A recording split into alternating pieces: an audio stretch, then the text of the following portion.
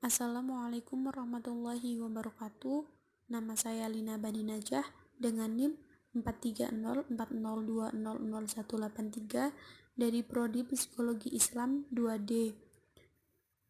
Tugas mata kuliah Psikologi Perkembangan 1. Saya akan sedikit membahas tentang perkembangan psikososial pada anak usia 5 tahun. Pada usia 5 tahun, perkembangan psikososial berada pada tahap inisiatif versus guilt. Pada tahap ini, si anak harusnya sudah mampu melakukan berbagai kegiatan secara mandiri. Namun, di sini dia juga akan menghadapi tantangan tersendiri bahwa tidak setiap keinginannya itu bisa terwujud. Si anak juga harusnya sudah mulai bisa beradaptasi dengan lingkungan sekitar, dan dia juga harusnya sudah mulai dapat berinteraksi dengan baik dengan orang-orang di sekitarnya, dengan orang baru, dan mulai tidak merasa takut lagi dengan orang baru yang ada di sekitarnya. Pada periode ini, anak juga belajar bagaimana merencanakan dan melaksanakan tindakannya. Resolusi yang tidak berhasil dari tahap ini akan membuat sang anak takut untuk mengambil inisiatif ataupun untuk membuat keputusan, karena dia akan takut berbuat salah. Dan si anak juga akan memiliki rasa percaya diri yang rendah dan tidak mau untuk mengembangkan harapan-harapannya ketika ia dewasa. Namun, bila si anak berhasil melewati masa ini dengan baik, maka keterampilan ego yang diperoleh adalah dia memiliki tujuan dalam hidupnya. Ada beberapa aspek yang dapat mempengaruhi perkembangan psikososial pada masa kanak-kanak. Yang pertama, aspek perkembangan bermain. Yang kedua, hubungan dengan orang tua. Yang ketiga, hubungan dengan teman sebaya. Yang keempat, aspek perkembangan gender dalam permainan dan aktivitas. Yang kelima, aspek perkembangan moral. Yang keenam, bermain atau kegiatan masa kanak-kanak awal. Dan yang ketujuh, dimensi sosial permainan. Hasil penelitian perkembangan psikososial yang saya lakukan. Saya melakukan penelitian ini pada anak yang berusia 5 tahun. Dia mendapat pengasuhan yang baik oleh orang tuanya. Dia juga termasuk anak yang cerewet, tetapi ternyata kecerewetannya itu dia hanya berlaku dengan orang-orang yang biasa dia temui. Namun sangat berbeda jika bertemu dengan orang baru. Bukan hanya dia menjadi anak yang pendiam dan pemalu, bahkan dia menjadi anak yang penakut. Dari informasi-informasi yang saya dapat dalam penelitian saya, dia adalah anak yang dididik baik dalam keluarganya, namun memang dia ini adalah anak yang jarang sekali bersosialisasi dengan lingkungan sekitarnya. Dia pun lebih senang untuk bermain di dalam rumah dan cukup dengan satu temannya.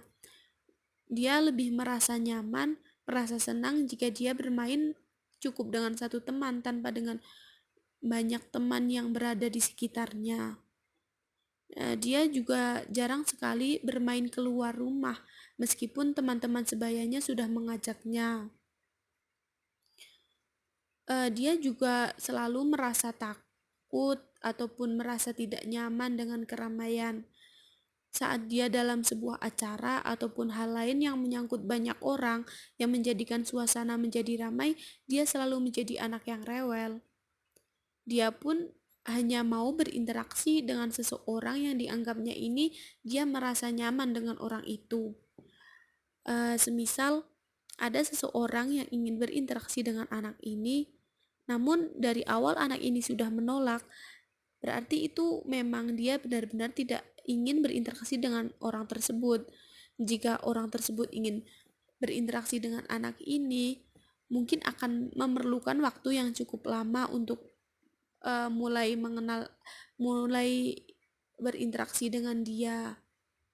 Karena Saat orang tuanya berusaha untuk mengenalkan anaknya ke seseorang yang baru pun, anaknya selalu menunjukkan respon yang tidak suka, dia menangis, dia mengamuk, bahkan walaupun itu hanya via virtual.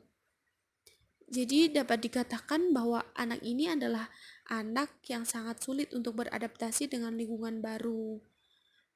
Perkembangan psikososial anak ini termasuk perkembangan yang lambat karena pada usianya yang sekarang sudah menginjak usia 5 tahun, seharusnya dia sudah tidak berada dalam fase itu lagi.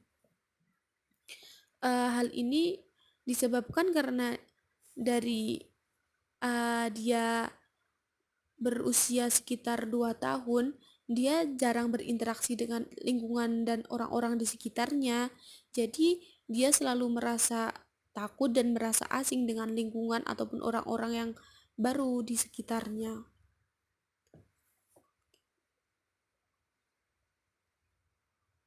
Hal yang terjadi ini pun menjadi penghambat proses belajarnya dalam pendidikan sekolah TK-nya karena dia sulit untuk bersosial atau berinteraksi dengan teman-temannya dan bahkan dia pun sulit untuk berinteraksi dengan gurunya sendiri. Jadi perkembangan sosial ini sangatlah penting bagi anak-anak. Dia akan berkembang sesuai dengan pendidikan yang dia dapatkan. Kasih sayang dari orang tua memanglah sangat penting, tapi sebagai orang tua juga tidak boleh melupakan perkembangan sosial si anak juga. Bukan hanya kasih sayang yang perlu diberikan kepada si anak, namun pengenalan lingkungan pun juga sangat penting. Sejak anak mulai dapat berinteraksi, dapat dilakukan pengenalan dengan lingkungan, ajarkan sosialisasi yang baik dengan orang-orang sekitar, dengan teman-teman sebayanya, sering diajak untuk bermain keluar dengan teman-teman sebayanya, itu juga sangat penting untuk perkembangan psikososialnya si anak ini. Dan kegiatan itu pun juga sangat membantu untuk membangun rasa percaya diri dalam si anak dan ya agar perkembangan psikososialnya ini berkembang secara baik sesuai dengan perkembangan yang seharusnya. Mungkin hanya itu yang bisa saya sampaikan.